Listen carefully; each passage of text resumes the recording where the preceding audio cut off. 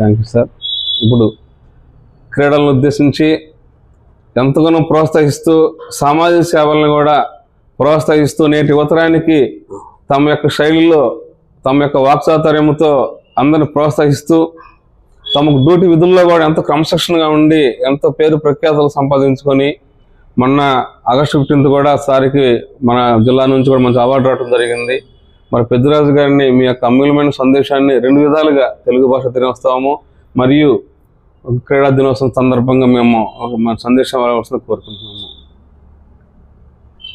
ఈనాటి కార్యక్రమానికి ఇటువంటి అరేంజ్మెంట్ చేసినటువంటి అశోక్ జిమ్ వ్యవస్థాపకులు అశోక్ గారికి, అదేవిధంగా ఈ కార్యక్రమంలో పాల్గొన్నటువంటి మిగతా వ్యాయామ క్రీడాకారులకి నా నమస్కారాలండి. మనం ఎందుకు ఇటువంటి దినోత్సవాలు జరుపుకుంటాం? ఈరోజు మనకి 2 ముఖ్యమైన అద్భుతమైన దినోత్సవాలు జరుపుకోవడం జరుగుతుంది. ఒకటి జాతీయ క్రీడా దినోత్సవం. ఇది కెప్టెన్ ధ్యాన్ చంద్ గారి యొక్క పుట్టినరోజుని, అతను హాకీ మాంత్రికుడిగా పేరుగాంచినాడు. వారి యొక్క పుట్టినరోజు నాడు మనం జాతీయ క్రీడా దినోత్సవం జరుపుకుంటాం.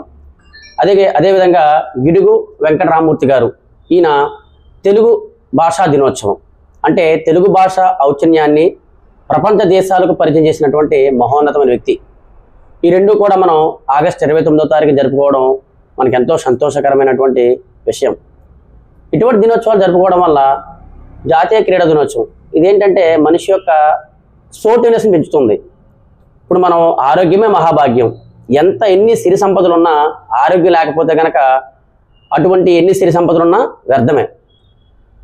ఈ క్రీడా దినోత్సవంలో మనకి భారతదేశానికి 6 ఒలింపిక్ బంగారు పథకాలను సాధించినటువంటి వ్యక్తి మన కెప్టెన్ ధ్యాన్ చంద్ గారు. ఇందులో 3 పథకాలు వీరి కెప్టెన్సీ ఉండగానే అవి మనకు రావడం జరిగింది.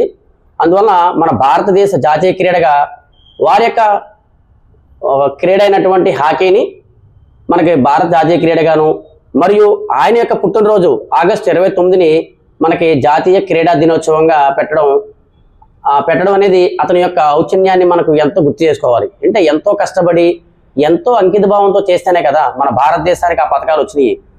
అంటే ప్రతి ఒక్కరిలో కూడా ఆ క్రీడా స్ఫూర్తి ఉండాలి.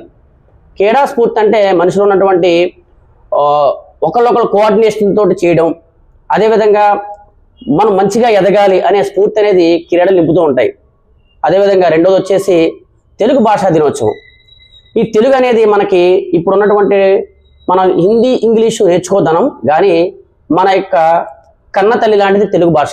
ఆ తెలుగు భాషకి మంచి ఉన్నతమైన పేట ఇవ్వాలి. మనం మన పిల్లలకు కూడా తెలుగులో మాట్లాడడం, తెలుగులో